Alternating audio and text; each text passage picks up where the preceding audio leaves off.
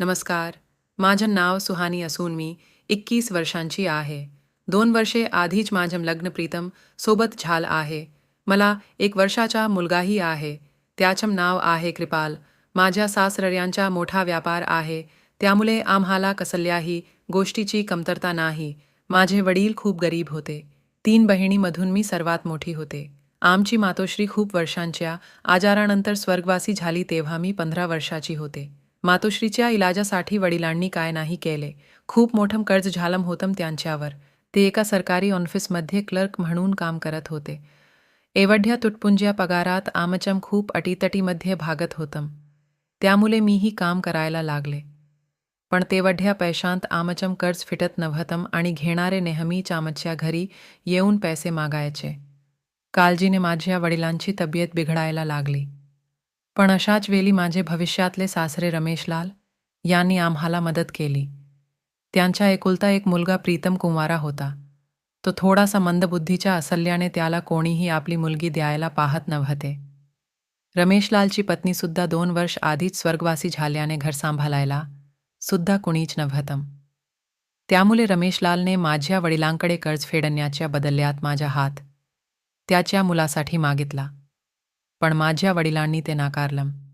मी हायस्कूलपर्यंत शिकले होते आणि समोर कॉलेजमध्येही शिक्षण घेणार होते. मग माझं लग्न अशा मतिमंद मुलासोबत ते कसे काय करून देणार होते. मी माझं जीवन त्याच्यासोबत कसं काय व्यतीत केलं असा विचार त्यांना पडला होता. मी माझ्या वडिलांना म्हटलं, तुम्ही काही काळजी करू नका बाबा. माझ्या पाठीमागच्या 2 बहिणींचा सुद्धा विचार करा. तुम्ही लग्नाला होकार द्या आणि आपल्या डोक्यावरच्या कर्जाचा डोंगर दूर सारा. सुरुवातीला तर ते मानायला तयारच नव्हते, पण मी सारखम विनंती केल्याने त्यांनी आपल्या छातीवर दगड ठेवून माझ्या लग्नाला मंजुरी दिली आणि माझं लग्न रमेशलालच्या मतिमंद मुलाशी लावून दिलं. तेव्हा मी 18 वर्षांची होते. जेव्हा मी पहिल्यांदा माझ्या सासरी आले, तेव्हा माझे सासरे माझ्याजवळ येऊन बसले आणि मला म्हणाले, मुली तुझे काही केलं आहेस ते खूप मोठं त्याग आहे. तू असं करून तुझ्या वडिलांवर आणि माझ्यावरही खूप मोठे उपकार केलं आहेस पोरी. मी तुझ्या वडिलांवरच्या कर्जाचा डोंगर दूर सारला, पण तू जे त्याग केलंस त्याची किंमत पैशात मोजता येणार नाही. मी म्हटलं, मामाजी. पण त्यांनी मला मधातच थांबवलं आणि म्हणाले, मुली मला तुला काहीतरी खूप महत्त्वाचं सांगायचं आहे. त्यांनी आपली नजर खाली केली आणि म्हणाले, सुहानी बेटा, मी प्रीतमचं ते बघितलं आहे. मला पूर्ण विश्वास आहे की तो तुझ्यासोबत शारीरिक संबंध प्रस्थापित करू शकेल आणि या घराला वारसदारही जन्मला घालू शकेल.